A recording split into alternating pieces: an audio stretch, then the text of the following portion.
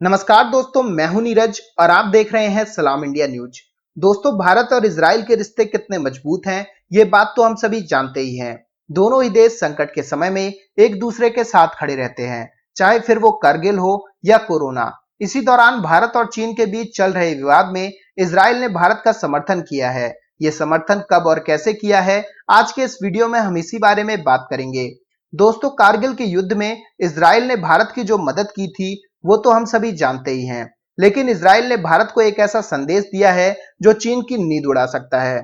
दरअसल चीन और भारत के बीच तनाव के मुद्दे पर इजराइल ने भी नजर बनाकर रखी हुई है।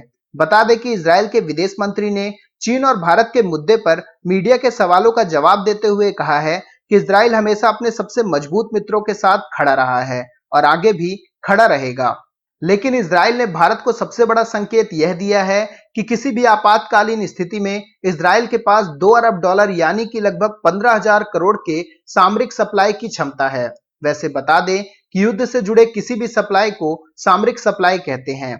इजराइल ने संकेत दिया है कि जिस तरह से कारगिल के युद्ध में इजराइल ने 2000 करोड़ के हथियार, गोला बारूद और गाइडेड मिसाइल की सप्लाई की थी, वैसे ही सप्लाई इजराइल किसी भी युद्ध की स्थिति में भारत को करने के लिए तैयार है। हालांकि इजराइल ने भारत का डायरेक्ट नाम तो नहीं लिया, लेकिन उसने कहा है कि यह सब उसके मजबूत देशों के लिए ही है।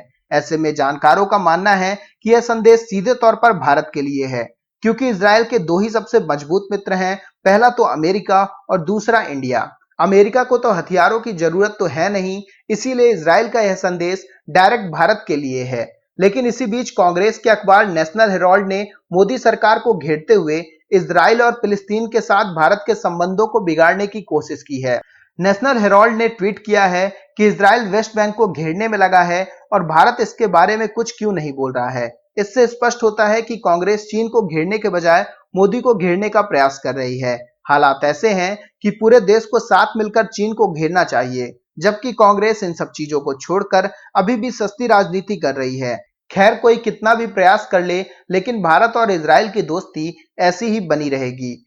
इसीलिए कहा जा रहा है कि पड़ोसी ड्रैगन से ज्यादा देश के अंदर के ड्रैगन खतरनाक हैं। तो दोस्तों, अभी के इस वीडियो में बस इतना ही। तमाम अपडेट्स के लिए आप बने रहिए सलाम इंडिया न्यूज के साथ।